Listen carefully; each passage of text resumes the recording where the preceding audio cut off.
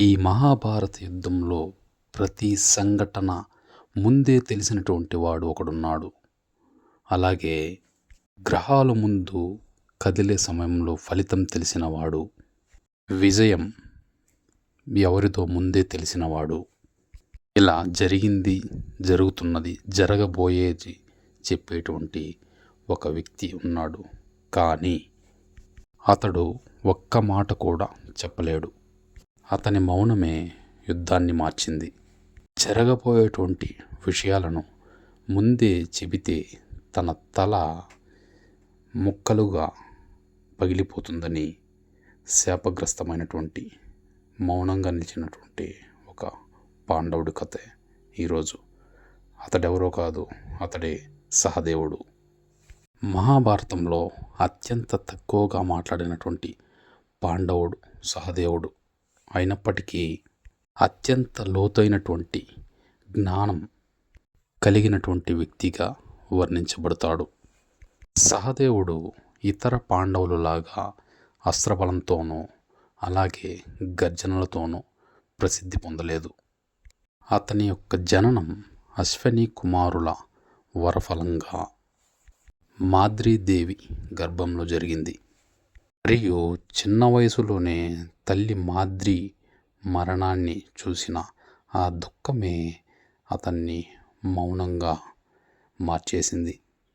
సహదేవునికి గ్రహాలు, శకునాలు, కాలచక్ర అనుగుణాలు అర్థం చేసుకునేటువంటి అపూర్వమైనటువంటి జ్ఞానం సహజంగా లభించినప్పటికీ కూడా ఆ జ్ఞానాన్ని నిర్లక్ష్యంగానో లేక అహంకారంగానో ప్రదర్శించకూడదనే శాపం కారణంగా అతనికి తెలిసినటువంటి సత్యాలను లోపలే దాచుకున్నాడు సహదేవుడు. అందుకే ద్రౌపది యొక్క స్వయంవరంలో అర్జునుడే గెలుస్తాడని ముందే తెలిసినా కూడా మౌనంగా నిలిచుని ఉన్నాడు సహదేవుడు. అలాగే రాజసూయ యాగంలో ముందుగా ఎవరిని పూజించాలి అన్న ప్రశ్న వచ్చినప్పుడు అందరూ ఆశ్చర్యపడుతూ ఉంటే, ఆలోచిస్తూ ఉంటే అప్పుడు మాత్రమే నోరు తెరిచి సహదేవుడు కాలానికి అధిపతి శ్రీకృష్ణుడు, ఆయనకే మొదటి గౌరవం దక్కాలి, ఆయనకే పూజించాలి అని చెప్పినటువంటి వాడు సహదేవుడు.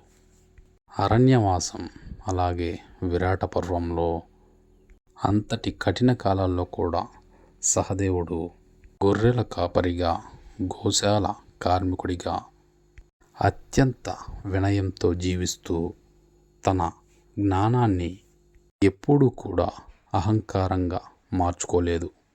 యుద్ధానికి ముందు ఎవరు ఎప్పుడు పడిపోతారో అతనికి స్పష్టంగా తెలిసినా కూడా అతడు ఎవరిని హెచ్చరించలేదు. ఎందుకంటే కాలం మారకూడదు అనే భావనతో. అతని జీవితంలో ఏకైక ప్రతిజ్ఞ ఒకటి ఉంది. అదేంటంటే శకునిని వధించడం. ఎందుకంటే పాండవుల పతనానికి మూల కారణమైనటువంటి యూత క్రీడ వెనుక ఉన్నటువంటి శకుని మాయను అంతం చేయడానికి యుద్ధంలో ఎటువంటి ఆర్భాటం లేకుండా శకునుని సంహరించి కాలానికి తగినటువంటి న్యాయాన్ని తీర్చాడు. యుద్ధం తరువాత విజయం వచ్చినా అతను సంబరపడలేదు. ఎందుకంటే ముందే చూసినటువంటి మరణాలను నిజమవ్వడం అతనికి విజయాన్నే భారంగా మార్చింది. దక్షిణ మద్ర దేశాన్ని ధర్మంగా పాలించిన తరువాత అతను పడిపోవటానికి గల కారణం తనకి జ్ఞానంపై కలిగినటువంటి అత్యంత సూక్ష్మమైన అంతర్గత గర్వమేనని ధర్మరాజు చెబుతాడు.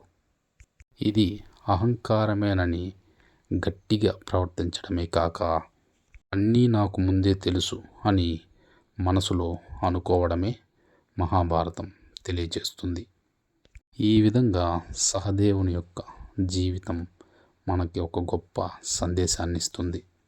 తెలిసిన నిజాలను బయట పెట్టకుండా ఉండటం, శక్తి ఉన్నా కూడా వినయంగా నడుచుకోవటం, అంతేకాక విజయం వచ్చినా కూడా మౌనంగా ఉండటమే నిజమైన మహాత్మతత్వం. అందుకే అందరూ కూడా సహదేవుణ్ణి మాటలతో కాదు త్యాగంతో గెలిచాడని, అలాగే మౌనంతో గెలిచాడని మహాభారతంలో శాశ్వతంగా లిఖించబడింది.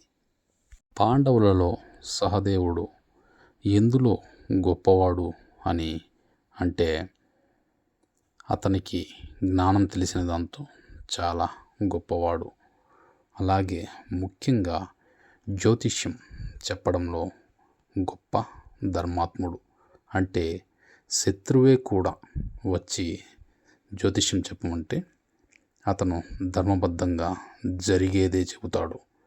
ఉదాహరణకి పాండవులు కౌరవులు యుద్ధాలకి ఏది సరైన గడియ అని అడుగగా పాండవులకి సరైనది చెప్పారు. అలాగే కౌరవులు కూడా వచ్చి సహదేవుడి దగ్గరే జ్యోతిష్యం అంటే ఏది మంచి గడియ అని అడిగితే కౌరవులకు కూడా మంచి సమయాన్ని ముహూర్తంగా పెట్టిస్తాడు సహదేవుడు. ఎందుకని అడిగితే అది జ్యోతిషంలో ఉన్నటువంటి ధర్మం అని చెబుతాడు సహదేవుడు. ఈ స్టోరీ మీకు నచ్చినట్లయితే మన వీడియోకి ఒక లైక్ చేసి ఛానల్ని సబ్స్క్రైబ్ చేయండి. Thank you.